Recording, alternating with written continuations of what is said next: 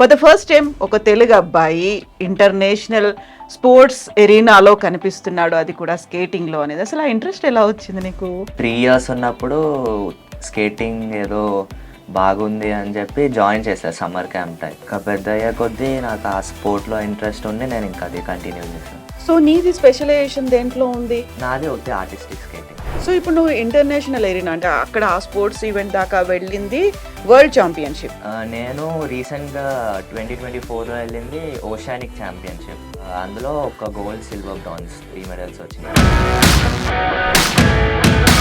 28 Olympics నాటికి cricket కూడా పెడతారు అనుకుంటున్నారు కదా. ఆర్టిస్టిక్ స్కేటింగ్ కూడా ఉంటుందా అందులో? యాడ్ చేసే స్కోప్స్ ఉన్నాయి, ఎందుకంటే అది అఫీషియల్గా వచ్చేసింది. ఇది కూడా అందులో ఉందా? ఇంకా టైం ఉంది. అయితే మాకు చెప్పడం వరకు అయితే రిక్రూట్మెంట్ కావచ్చు, ఎంకరేజ్మెంట్ కావచ్చు, అకాడమీస్ కావచ్చు, గవర్నమెంట్ సైడ్ నుంచి వచ్చేటువంటి స్పాన్సర్షిప్ కావచ్చు, ప్రైవేట్గా తెచ్చుకునేవి ఎలా ఉన్నాయి అసలు? ఇప్పుడు ఇంటర్నేషనల్స్కి వెళ్ళినా సరే మొత్తం ఛార్జెస్ అన్ని మేమే పెట్టుకొని వెళ్తూ ఉంటాం. ఇప్పుడు చైనా తర్వాత న్యూజిలాండ్, నెక్స్ట్ ప్యారిస్, వీటన్నిటికి కూడా మీరే పెట్టుకుంటున్నారా డబ్బులు అనేవి? మొత్తం ఛార్జెస్ అన్నీ మావే కంప్లీట్లీ. ఎంత ఖర్చు అవుతుంది ఒకసారి వెళ్ళి రావాలి అంటే? ఒక్క ఇంటర్నేషనల్కి వెళ్ళడానికి ఈజీగా ఒక 3 to 4 lakhs అవుతుంది. ఇప్పుడు మీరు వెళ్ళినప్పుడు అక్కడ స్టే, ఫుడ్ వాళ్ళు చేయరా? ఎందుకంటే ఆ ఈవెంట్లో మీరు పార్టిసిపేట్ చేస్తున్నారు. లేదు, మొత్తం మనమే కంప్లీట్లీ. సో మరి ఇండియన్ స్కేటింగ్ బోర్డు దగ్గర నుంచి ఎలాంటి రెస్పాన్స్? వాళ్ళు కూడా ఏమైనా ఫైనాన్షియల్ హెల్ప్ అనేది అటు నుంచి కూడా ఉండదు. అట్లీస్ట్ ఈ మెడల్స్ చూసి నెక్స్ట్ గవర్నమెంట్ సైడ్ నుంచి కానీ ప్రైవేట్గా కానీ స్పాన్సర్స్ రావాలని చెప్పి కోరుకుంటున్నాను. సెప్టెంబర్లో ఇటలీలో జరిగేటువంటి ఒలింపిక్స్, దాంట్లో తేజేష్ దగ్గర నుంచి సేమ్ మళ్ళీ మేము గోల్డ్ ఎక్స్పెక్ట్ చేయొచ్చు కదా? నమస్తే, నేను Kavitha. Welcome to iDream. మనతో పాటుగా ఉన్నారు 18 ఏళ్ల తెలుగు తేజం తేజేష్.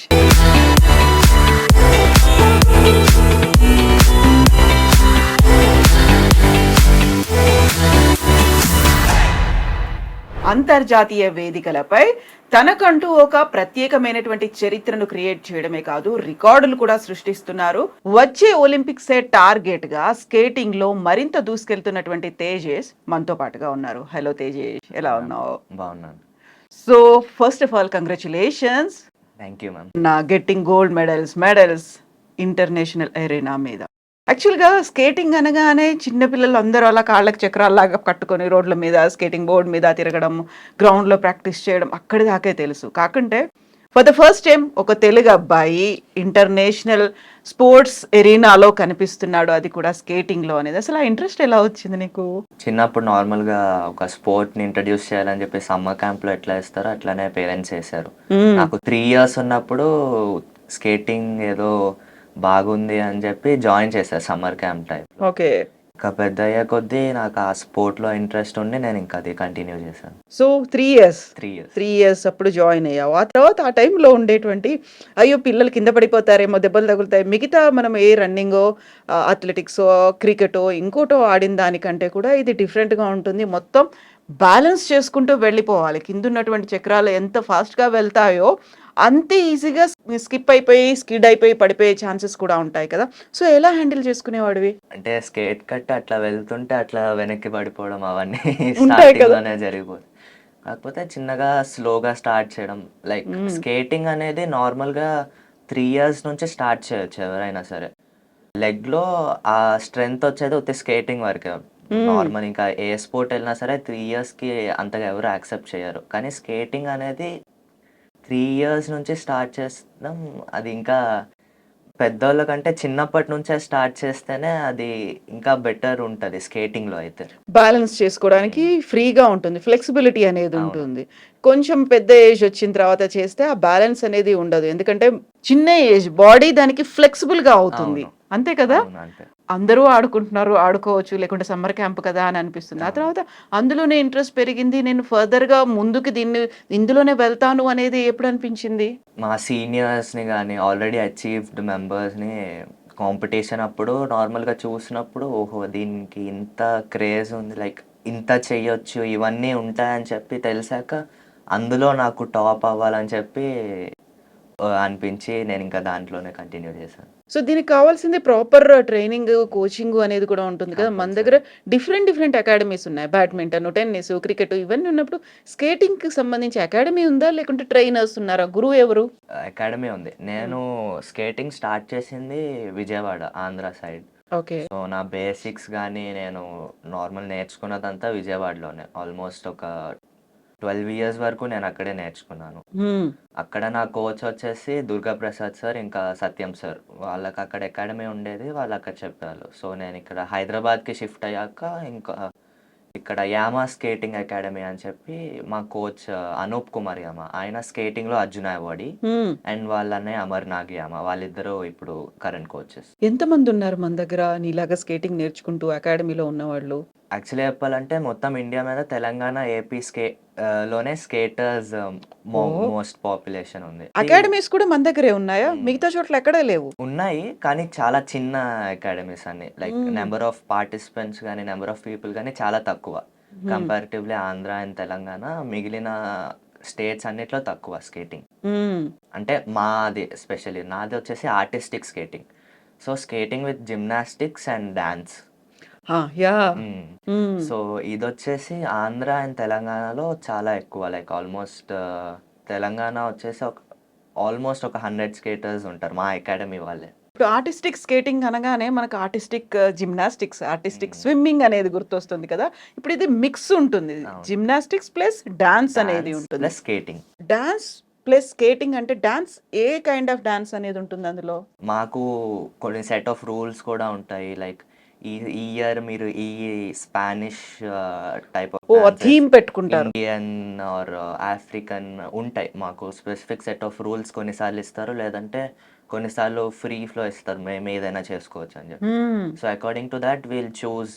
లేదు మాకు ఏ స్టైల్ వైస్ వెళ్ళట్లేదు అనుకుంటే ఏదో ఒక సాంగ్ మాకు నచ్చిన దాని మీద కొరియోగ్రఫీ ఇలాగ. ఇప్పుడు ఆర్టిస్టిక్ జిమ్నాస్టిక్స్ అంటే అది మామూలుగా ఒక చిన్న టో మీద కూడా నిలబడి చేసేట్టుగా ఉంటుంది. అక్కడే బ్యాలెన్స్ చేసుకోవాలి అనుకున్నప్పుడు నేను ఇంతకుముందు అడిగినట్టుగా కింద చక్రాలుంటాయి. అంత వీల్స్ ఉన్నప్పుడు అలా బ్యాలెన్స్ చేసుకోవడం, డాన్స్ చేయడం అనేది ఎంత టైం తీసుకున్నారు మీరు ఇప్పటిదాకా ఈ స్టేజ్‌కి చేరుకోవడానికి?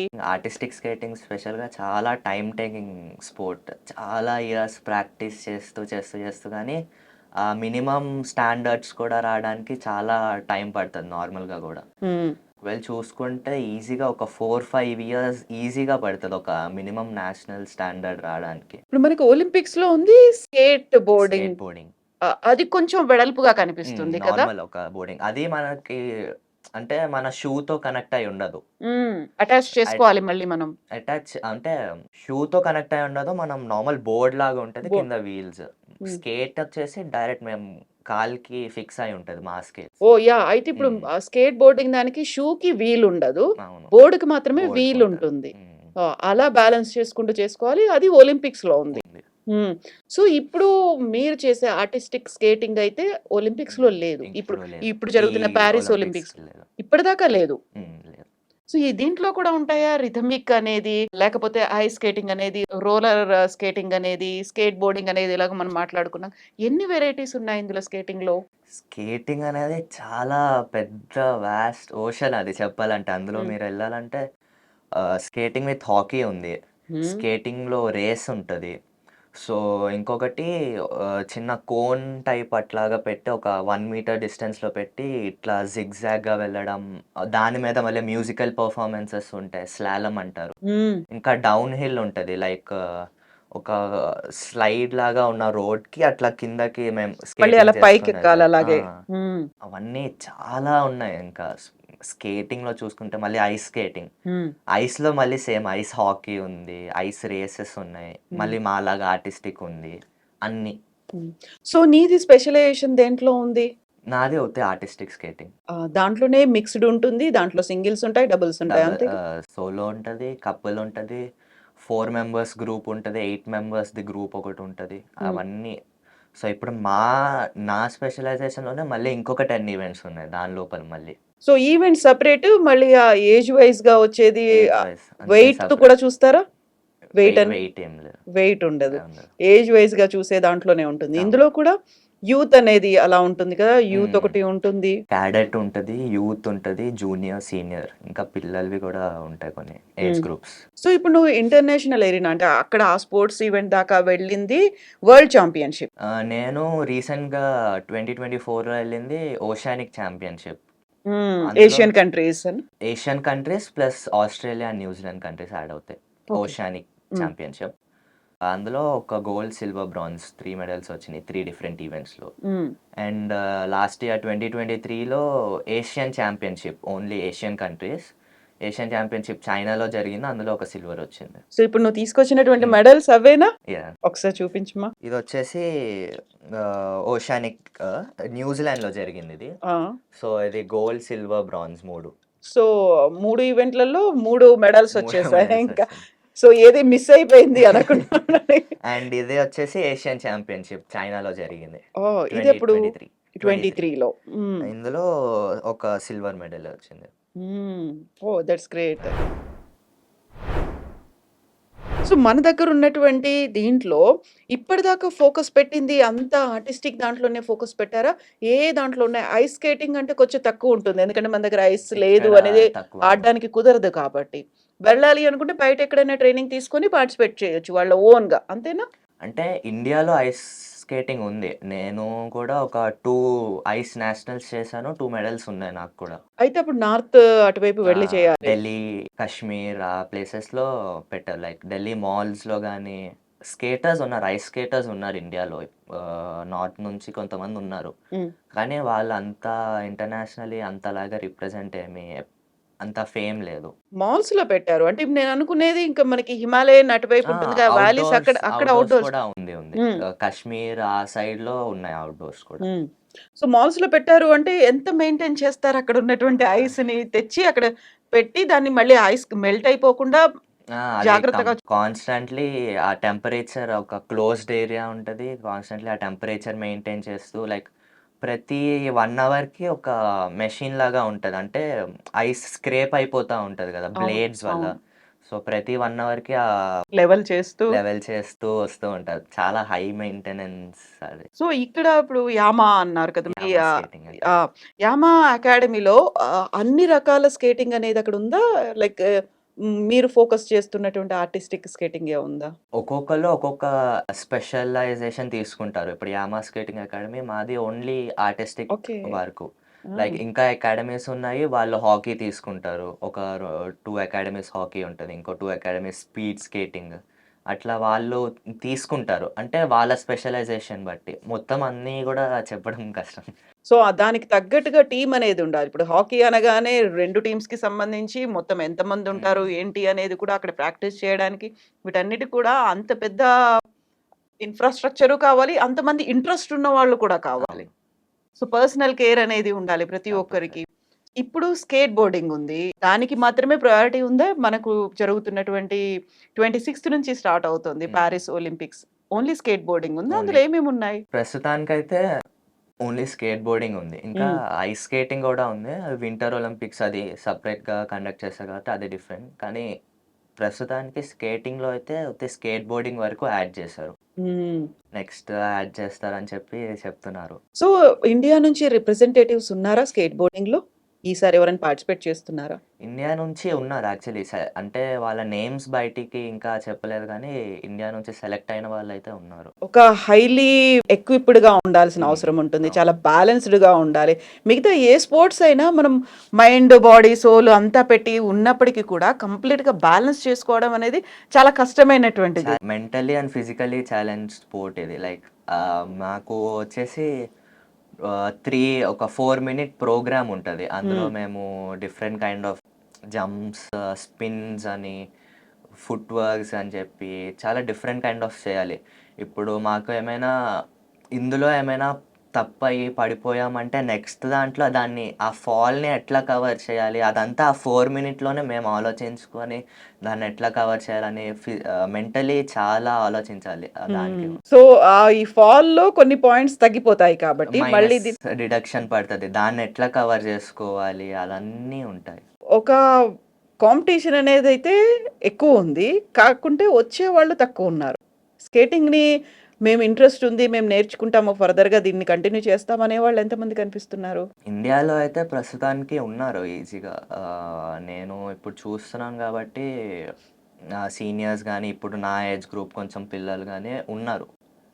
Not bad. కానీ ఈ స్కేటింగ్ అనేది చూసుకుంటే యూరోపియన్ కంట్రీస్‌లో చాలా పాపులర్. చాలామంది ఉంటారు. లైక్ చాలా హండ్రెడ్స్ ఆఫ్ పీపుల్. ఎందుకంటే వాళ్ళకి స్కేటింగ్ చాలా రికగ్నైజ్డ్ స్పోర్ట్.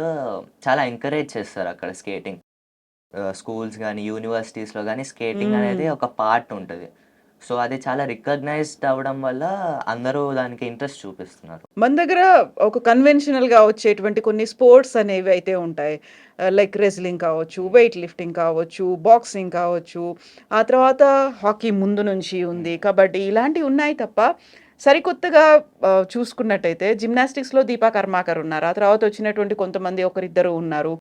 చాలా ఫింగర్స్ మీద లెక్క పెట్టేంత మంది ఉన్నారు. సేమ్ అలాంటి గేమ్స్ మాత్రం చాలా తక్కువే ఉన్నాయి కదా! అవును.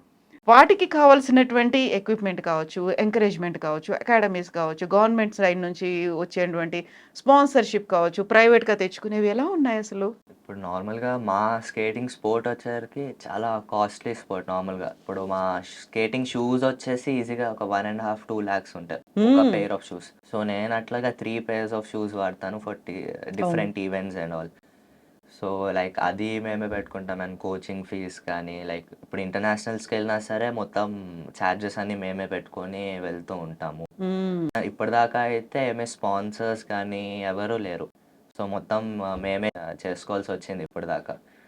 ఇంకా ఫర్దర్‌గా ఈ అట్‌లీస్ట్ ఈ మెడల్స్ చూసి నెక్స్ట్ గవర్నమెంట్ సైడ్ నుంచి గానీ, ప్రైవేట్‌గా గానీ స్పాన్సర్స్ రావాలని చెప్పి కోరుకుంటున్నాను. ఎగ్జాక్ట్‌లీ అమ్మ. ఇప్పుడు నువ్వు వెళ్ళావు ఈవెంట్‌లో పార్టిసిపేట్ చేయడానికి వెళ్ళినప్పుడు నీతో పాటుగా కోచ్ కంపల్సరీ అవును. ఉండాల్సిందే. ఆ తర్వాత పేరెంట్స్‌లో ఎవరైనా ఒకరొస్తారా? ఎవరెవరెళ్తారు? కోచ్ అనేది కంపల్సరీ వస్తారు. పేరెంట్స్‌ది ఇంకా వాళ్ళిష్టం. వాళ్ళు ఒకవేళ పెట్టుకొని అకంపెనీ చేయాలి రావాలి అనుకుంటే. అనుకుంటే అంటే కొన్నిసార్లు పిల్లలు సెలెక్ట్ అయినప్పుడు వాళ్ళకి కంపల్సరీ రావాల్సొస్తది. సో, అట్లాగా కొంతమంది పేరెంట్స్ వస్తారు. కొంతమంది కోచ్‌తో పాటు పంపిస్తారు. అలా ఇప్పటిదాకా నీకెవరైనా స్పాన్సరర్ దొరికారా? ఉన్నారా? కంప్లీట్ స్పాన్సర్స్ అయితే ఇప్పటిదాకా ఎవరు లేరు. నార్మల్‌గా సుజనా ఫౌండేషన్ అని చెప్పి మధ్యలో కొంచెం స్పాన్సర్‌షిప్ చేశారు. మళ్ళీ రోటరీ క్లబ్ వాళ్ళు నార్మల్ ఒక అమౌంట్ ఇంతలాగా ఇచ్చి చేశారు తప్ప లైక్ కంప్లీట్ స్పాన్సర్స్ అయితే ఎవరు లేరు. సో, ఇందులో బ్యాలెన్సింగ్ అనేది చాలా కష్టమైనటువంటి వ్యవహారం. అవును. ఎట్ ద సేమ్ టైమ్ మీరు చేసేటువంటి ఈవెంట్ కూడా ఆర్టిస్టిక్ స్కేటింగ్‌లో స్కేటింగ్ ప్లస్ డాన్స్ ఉంటుంది. అంటే ఎంత టైమ్ డ్యూరేషన్ ఉంటుందక్కడ? 2 ప్రోగ్రామ్స్‌తో మా పాయింట్స్‌ని డివైడ్ చేస్తారు. ఒకటి 2 మినిట్ ప్రోగ్రామ్, ఒకటి 4 మినిట్ ప్రోగ్రామ్. హ్మ్. సో, ఆ రెండిటికి పాయింట్ సిస్టమ్ వైస్ ఉంటది. ఆ రెండిటిని కంబైన్ చేసి ఎవరికైతే హై పాయింట్స్ వస్తాయో దానికి తగినట్టు ప్లేసెస్ ఉంటాయి. సో, ఇందులో కూడా క్వాలిఫైయింగ్ అనేది ఉంటుంది. తర్వాత సెమీఫైనల్స్, ఫైనల్స్ ఇవన్నీ. మినిమమ్ పాయింట్స్ ఉంటాయి. సెమీఫైనల్స్ అవేమి ఉండదు. లైక్ ఒక 10 మెంబర్స్ ఉంటే 2 మినిట్ ప్రోగ్రామ్ చేయాలి. ఆ 10 మినిట్స్ 4 మినిట్ ప్రోగ్రామ్ కూడా చేయాలి. సో, అందులో స్కోరింగ్ ఇప్పుడు 10 పాయింట్స్‌కుంటాయి మాకు. ఆ 10 పాయింట్స్‌లో ఒకవేళ నాకు 6.0 వచ్చింది. ఇంకొకళ్ళకి 8.0 వచ్చింది. సో, అట్లాగా గ్రేడింగ్ ఉంటది. కిందకి దిగుతా ఉంటది. So, first, second, third, fourth అట్లాగా. సో, ఇప్పుడు నువ్వు ఇంటర్మీడియేట్ అయిపోయింది. ఇంజినీరింగ్‌లో జాయిన్ అవ్వాలి. అప్పుడు నువ్వు ఈవెంట్స్‌కి వెళ్ళాలి అనుకున్నప్పుడు ఫస్టే చెప్పి పెడతావా? ఇలా నాకు ఇంటర్నేషనల్ ఈవెంట్స్ ఉన్నాయి. అంటే కాలేజెస్ చూసుకున్నప్పుడే ఫస్ట్ ఒకసారి స్పోర్ట్స్‌కి ఎంకరేజ్ చేసుకునే కాలేజెస్ అన్నీ చూసుకొని పెట్టుకుంటాము. సో, ఎంకరేజ్ చేస్తున్నప్పుడే కదా కొంచెం స్టడీస్ అది 2 బ్యాలెన్స్ చేయగలను నేను. వాళ్ళు గూడా లీవ్స్‌కి గానీ అవన్నీ ఎంకరేజ్ చేసుకునేటట్టే నేను చూసుకుంటాను మోస్ట్‌లీ.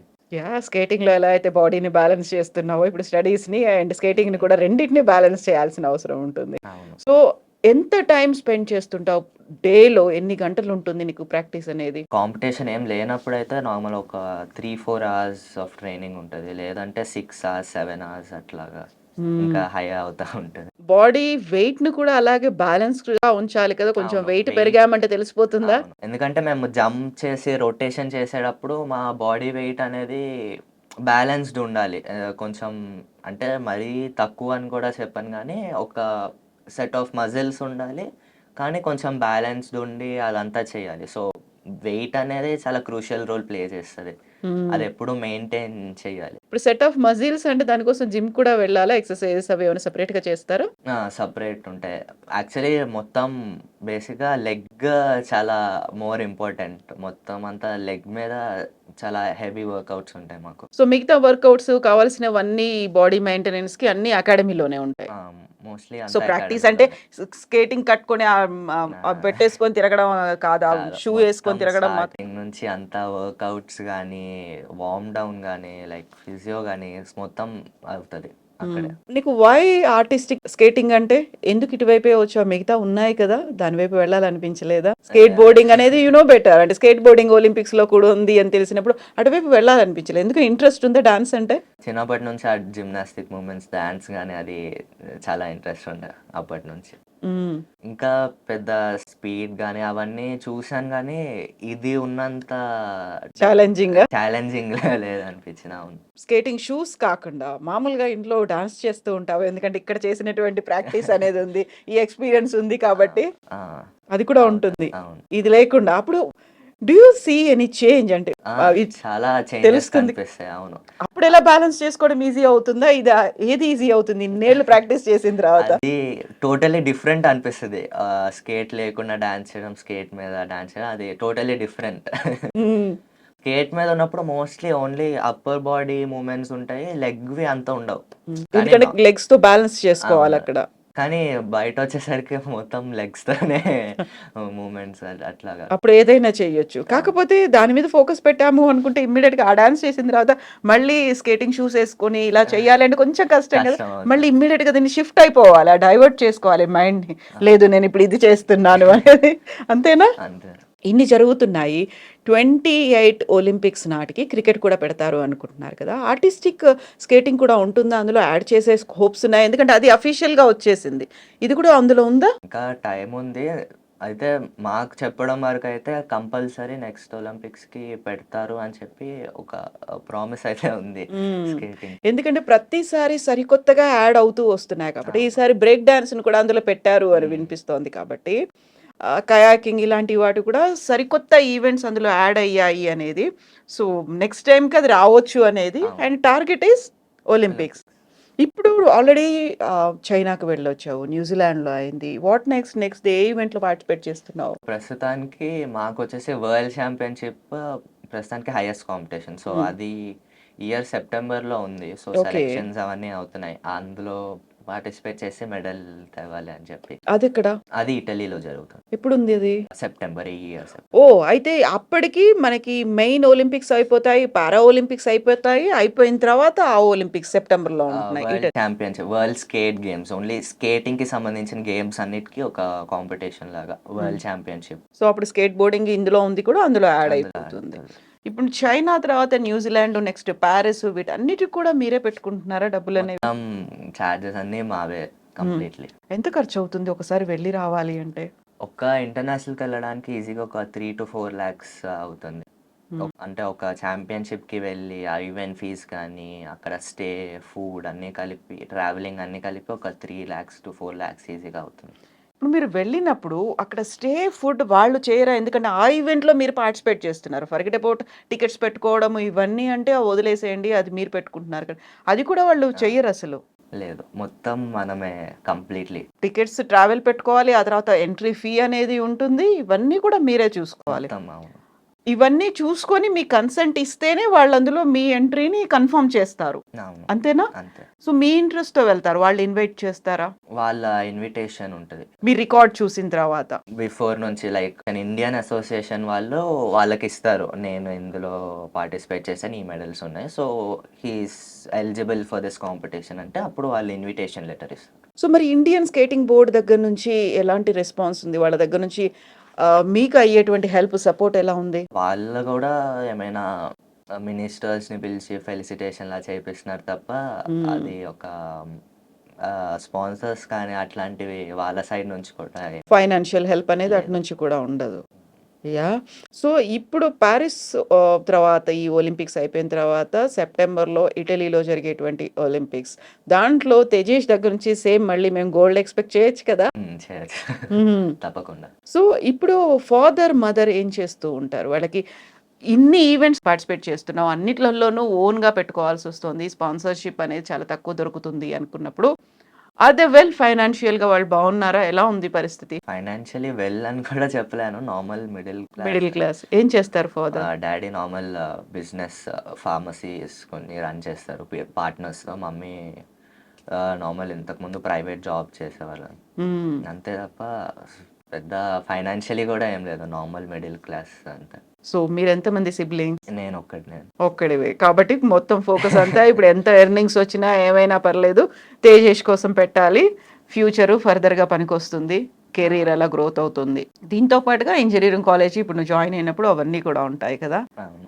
సో, తేజేష్‌ని కాంటాక్ట్ చేయాలంటే ఎలా కాంటాక్ట్ చేయాలి? ఈమెయిల్ కానీ, email are phone number phone number. ఒకసారి చెప్తావమ్మా? మెయిల్ వచ్చి balu.padiga@gmail.com ఆర్ padigatejesh@gmail.comకి మెయిల్ ఏమైనా చేయొచ్చు. లేదంటే కాంటాక్ట్ చేయాలంటే 6300837389 ఈ నంబర్‌కి కాంటాక్ట్ చేయొచ్చు. మా డ్యాడీ నంబర్ అది. Daddy number. So, he'll be available if any sponsors గానీ ఎవరైనా ఇంట్రెస్టెడ్ ఉంటే. Balu is your father. Yes.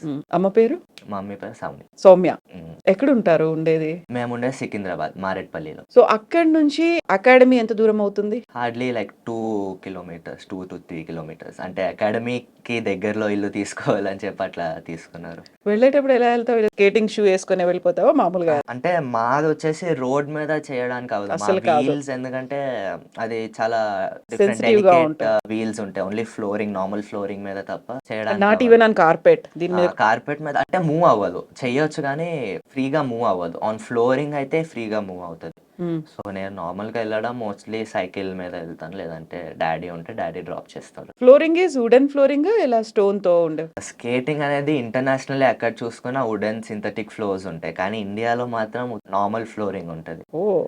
So, అది కూడా ఒక దీని నుంచి మేజర్ థింగ్ అక్కడికి చేంజ్ అవుతది. సో, ఇక్కడొచ్చేసి ఒక వేరే డిఫరెంట్ ఫ్లోర్ మీద మేము చేస్తాం. అక్కడికెళ్ళేసరికి చాలా టోటలీ డిఫరెంట్. ఇక్కడొచ్చేసి చాలా రఫ్ ఫ్లోర్స్ ఉంటాయి. అక్కడ వుడెన్ ఫ్లోర్స్ గానీ చాలా స్లిప్ అవుతా ఉంటాయి. సో, దానికి మళ్ళీ సెపరేట్ వీల్స్ తీసుకొని దానికి అలవాటవ్వడం గూడా ఒక 1 డేలోనే అలవాటయిపోయి కాంపిటీషన్ చేయడం అనేది చాలా. So true. అవును. యాహ్! ఇండియాలో అయితే ఇప్పటిదాకా ఏమి స్మూత్ సింథటిక్ గానీ, వుడెన్ ఫ్లోర్స్ గానీ ఇప్పటిదాకా రాలేదు. లేదు అసలు. ఏ అకాడమీ కానీ, ఏ స్టేడియమ్స్‌లో ఎక్కడా లేదసలు. లేదు. సింథటిక్ అక్కడ ఇంటర్నేషనల్లీ వాళ్ళేం జేస్తారంటే కన్వర్టబుల్ స్టేడియమ్స్‌లా క్రియేట్ జేస్తారు. For basketball and skating. అప్పటికప్పుడు దాని సర్ఫేస్‌ని మార్చుకునేట్టుగా ఉంటుంది. సర్ఫేస్ ఏం లేదు. సర్ఫేస్ అదే ఉంటది. బాస్కెట్‌బాల్ లైన్స్ అట్లానే ఉంటాయి. ఉత్తి ఆ నెట్స్ మాత్రం తీసేస్తారు మా స్కేటింగ్ చేసినప్పుడు. హ్మ్. బాస్కెట్‌బాల్ ఆడినప్పుడు ఆ నెట్స్ పెడతారు. ఆ బాస్కెట్స్ పెడతారు అంతే. హ్మ్. కానీ ఇండియాలో అది అంత చూడట్లేదు. ఉన్నాయి అట్లాంటి బాస్కెట్‌బాల్ స్టేడియమ్స్ ఉన్నాయి గానీ, వాళ్ళు దాన్ని స్కేటింగ్‌కి ఇవ్వడానికి అంత ప్రిఫర్ చెయ్యరు. ఎందుకంటే అది పాడైపోతది. అది కన్వర్ట్ చేసినప్పుడు మళ్ళీ టైమ్ టేకింగ్ అవుతుంది. ఇవన్నీ అవును. ఎందుకు అనేది. సో, ఇప్పుడు మన దగ్గర ఎల్‌బీ స్టేడియం ఇలాంటివి ఉన్నాయి. అక్కడైనా ఉందా? లేదు. గచ్చిబౌలి. అన్నీ outdoor rings, normal flooring like either cement గానీ, నార్మల్ టైల్స్ ఉన్న ఫ్లోరింగ్ తప్ప wooden, synthetic kind of rings లేవు. మీ అకాడమీలో? మా అకాడమీలో కూడా లేవు. అంటే బట్ మా అకాడమీకి ఇచ్చిన రింగ్ కూడా గవర్నమెంట్ వాళ్ళే ఇచ్చారు మా కోచ్‌కి. హ్మ్. అర్జున అవార్డ్ వచ్చిన తర్వాత అది ఇచ్చారు. లైక్ నార్మల్ ఫ్లోరింగ్ తప్ప specialized flooring, international type flooring అయితే అసలు లేదు ఇండియాలో. చాలా ఖర్చవుతుంది అది అవును. పెట్టుకోవడానికి. అవును. చాలా ఖర్చవుతుంది. ఆ! అది మెయిన్ ఫ్యాక్టర్.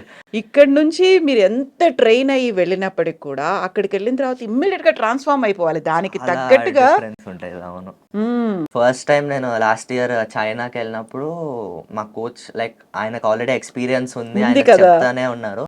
ఇది చాలా డిఫరెంట్ ఉంటది. సైకలాజికల్లీ చాలా ఛాలెంజింగ్ ఉంటది. ఎందుకంటే ఇక్కడ నువ్వు ఎట్లా చేసినా నీకొచ్చేస్తది. అక్కడికెళ్ళేసరికి చాలా స్లిప్ అవుతా ఉంటది. బ్యాలెన్స్ చేయడానికి నీకు చాలా కష్టమవుతది. నువ్వు ముందే ప్రిపేర్డ్ అయ్యి ఉండి వెళ్ళాలి అని చెప్పి. సో, మాకేం చేసేవాళ్ళంటే బాగా స్లిప్ అయ్యే వీల్స్ దొరుకుతాయి. హ్మ్. సో, అవి ఏపించి మా నార్మల్ ఫ్లోర్ మీద చేపించేవారు. ఓకే. సో, మమ్మల్ని ఆల్రెడీ సైకలాజికల్లీ దానికి ప్రిపేర్ చేసి అక్కడికెళ్ళాక నార్మల్ వీల్స్ చేంజ్ చేయడం వల్ల కొంచెం. అప్పుడు ఆ స్లిప్పరీవి వీల్స్ తీసేస్తారు. అవును. దానికి అక్కడ. తగ్గ పెద్ద చేంజ్ అనేది లేకుండా. అవును. బట్ మీరు ఇలాంటి ఒక డిఫరెంట్ గేమ్‌లో మీరున్నప్పుడు, ఒక స్పోర్ట్ ఈవెంట్‌లో పార్టిసిపేట్ చేస్తున్నప్పుడు కోచింగ్ అనేది మీ ట్రైనర్స్ అనేది coaches they play very very crucial crucial role. Role. అవును. వాళ్ళు లేకపోతే వాళ్ళ సలహాలు ఇవ్వకపోతే మీకు తగ్గట్టుగా అప్పటికప్పుడు ట్యూన్ అయిపోయి మిమ్మల్ని కూడా మార్చకపోతే కష్టం కదా. చాలా కష్టం. ఇది ఎప్పటికప్పుడు లైక్ లాస్ట్ మినిట్ డెసిషన్స్ తీసుకునే స్పోర్ట్. లైక్ ఆ టైంకి వాళ్ళు మా కాంపిటీటర్స్ చేసేదాన్ని బట్టి వాళ్ళు ఎట్లా ఉన్నారు దాన్ని బట్టి సడన్‌గా చేంజెస్ చేసేయాలి. సడన్ మూవ్‌మెంట్స్ తప్ప లైక్ ఎప్పటినుంచో ప్లాన్ చేసుకొని ఇది ఇట్లానే మ్మ్. చేయాలనైతే ఉండదు. అప్పటికప్పుడు వెంటనే చేంజ్ చేయాలి. వెంటనే ఇక్కడ ఈ చేంజ్ చేయాలంటే అక్కడ చేంజ్ చేసేయాలి. ఇది మార్చేయాలి, అది తీసేయడం అన్నీ వెంటనే జరిగిపోతాయి. ఎందుకంటే ఆ ఈవెంట్‌లో అదర్ కంట్రీస్ నుంచి వచ్చినటువంటి కాంపిటీటర్స్ ఏ స్టెప్‌తో వస్తారో, లేకుంటే ఏం అవును. చేస్తారో అనేది మనకు ముందే తెలీదు. అసెస్ చేసుకోవడం కూడా చాలా కష్టం కదా. అవును. సో, అప్పటికప్పుడు మార్చుకుంటూ వెళ్ళాలి అండ్ గెలవాలి అనేది మాత్రం ఎక్కడ మిస్ అవ్వకుండా చూసుకోవాలి ఇంకా ఆ అవును. కాన్సెప్ట్‌ని. So, thank you so much Tejesh and best wishes to you. And hopefully interview చూసిన తర్వాత స్పాన్సర్స్ కూడా వస్తారని I strongly believe that. And we are waiting a gold medal from you from Italy. Thank you ma'am. Thank you so Thank much. you so much. Best wishes to you, Tejesh. Thank you ma'am. Thank you.